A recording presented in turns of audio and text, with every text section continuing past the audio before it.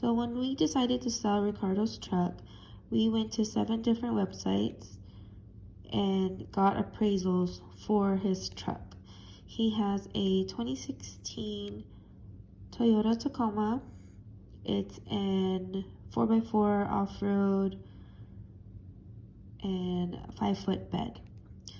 So I'm going to go from lowest to highest and show y'all what these different companies offered us. Give Me the VIN was the only one that did a range between $27,416 and $29,416. So technically they're not the lowest, but they could have been the lowest. The next one was Carvana. They offered us $29,059. True Car offered us $29,350. Driveway offered us $30,022. CarMax offered $30,800. AutoNation offered us $31,579. And last, which is the company that we went with, was Texas Direct Auto, and they offered us $31,831. So out of all these companies, the ones that contacted us to follow up or to, I guess, try to see if we would come in is AutoNation. They emailed me. They even put an appointment that I never agreed to. And I emailed them back saying, well, you're not the highest appraisal, so if you could give me something more appealing, then maybe I would consider. And he replied back with the appointment. So I did not like that, so I ended up not even entertaining them. And then Give Me the VIN sent us the text asking for pictures of the truck. And I sent it to him. His name was Terry, and he did not reply. And he still hasn't replied even after we sold the truck. So that's kind of annoying. Like, why make the effort and not, follow through kind of thing. But yeah, we ended up going with Texas Direct Auto, aka Vroom, which is ironically the company that we bought the truck from. And let's see if I can show y'all our check request form.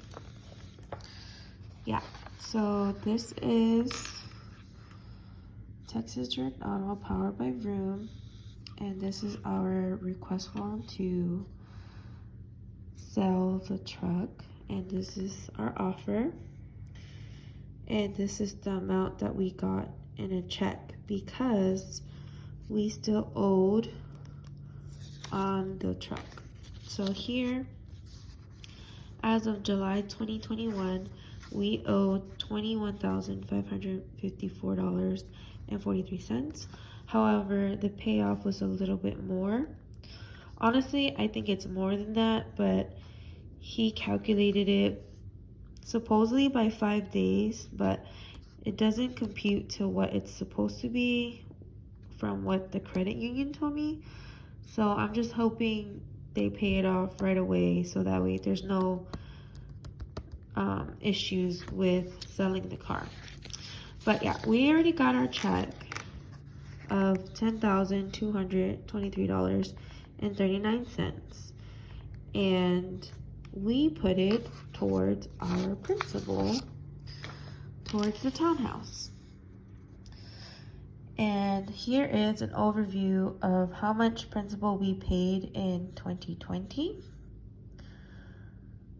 So back in 2020, we were still focusing on paying off his parents' trailer because our townhouse is at 4.125% and his parents' trailer is at 7.9%. So back then, I only added $100 to our additional principal. So we would pay $954.02 every month. And then this month, June, I don't know what came over me, so we paid the usual 100, and then from each of our accounts I pulled whatever was just sitting there. So 800, 1,300, and I guess I'm having that feeling again where I just want to throw everything that we have towards this debt. But yeah, you can see that from that we dropped, $2,500 immediately. And then from there, I increased our principal payment because our monthly payment dropped by $12. So then I ended up rounding up the principal payment to make it an even 1,000. And I did that for the remainder of 2020 with some additional payments. So 175 here, 300 here, and 700 here. So that brought us down to $50,866 for the end balance of 2020, which means we paid, let's get this calculator, which means we paid 5961001 minus 5086680.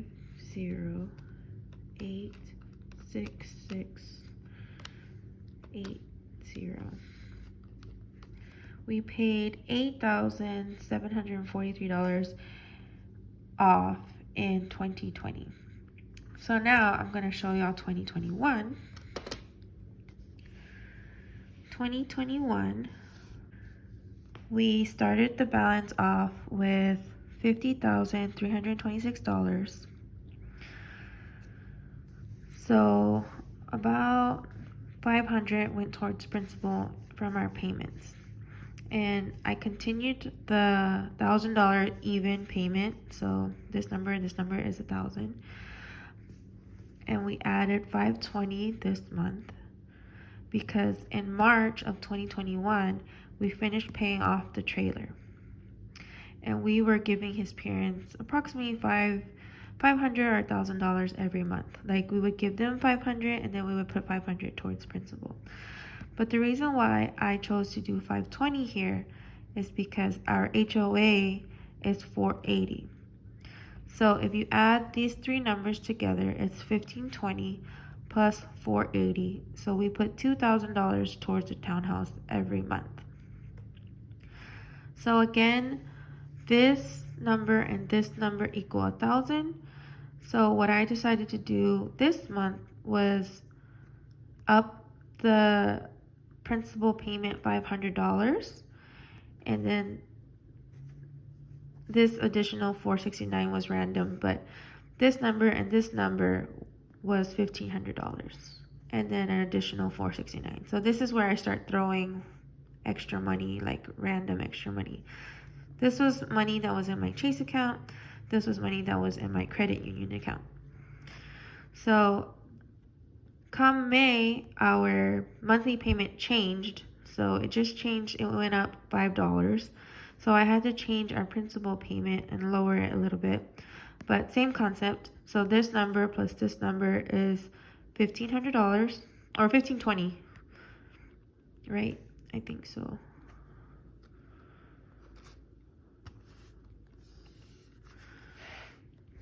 Let's see here.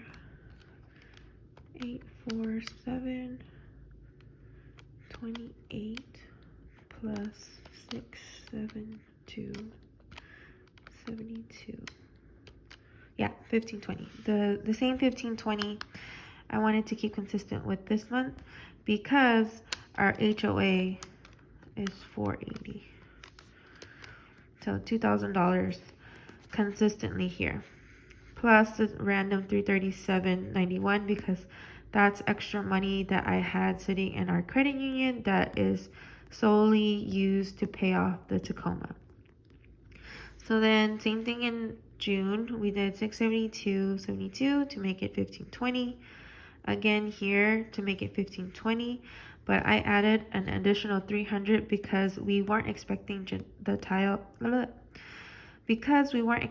child tax credit. We're supposed to get $600 because we have 2 kiddos under the age of, well, Evelyn's 4 and the baby's not even 1 yet. But since our taxes didn't go through for 2020 yet, I guess they didn't count Valerie. So hopefully we get that lump sum later on. I'm not sure if we have to do it next year or at the end of the year or however that works, but that's where that 300 is coming from. But the exciting news is we get to add a whole $10,000 here because we put our entire check that we got from selling the truck towards the townhouse. So I'm so excited to add this line with y'all. So for August, we had the same payment. I'm trying to write in video at the same time. We had the same payment of $847.28. We had the same additional principal of $672.72. And then we're going to add the $10,223.39. I just pushed the payment through this morning, and so it hasn't given me the new total yet. But if I calculate it right, our our balance from the $672.72 is $42,241.71, and then we're gonna subtract the 10,223.39. So we're left with a balance of $32,018.32. So I'm gonna go ahead and write this number down, and if I'm wrong, that's what whiteout's for. So that is 32,018 and 32 cents. So exciting. So yeah, it's kind of a big move. We do need another vehicle because I drive often, but since I'm not working right now, I think we're gonna make the sacrifice for a couple of months and just sharing one vehicle, and then maybe in October we'll go search for another truck for Ricardo. So there was a couple of reasons that we wanted to sell.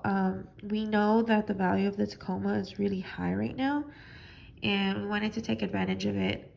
I think last month, had we sold it, we might have been able to sell it for $33,000, which maybe would have increased this number by 500 or 1,000 because we still would have owed more on it.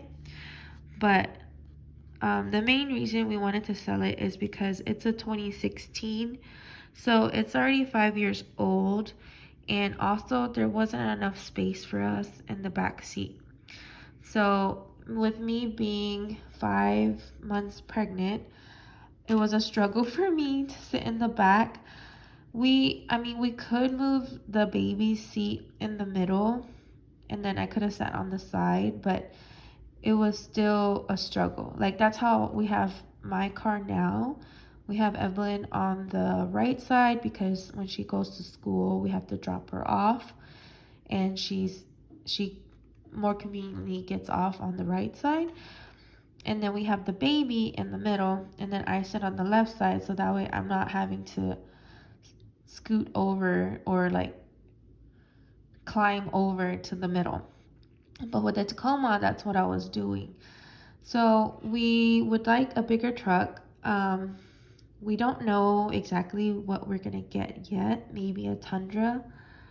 And the other factor was the bed. So when we go buy inventory for the restaurant, the 5-foot bed is kind of limiting. So the next truck would be a 6-foot bed. But yeah, that is our townhouse debt update. I am so excited to share that with y'all. It's a big drop. So we're down to $32,018.32.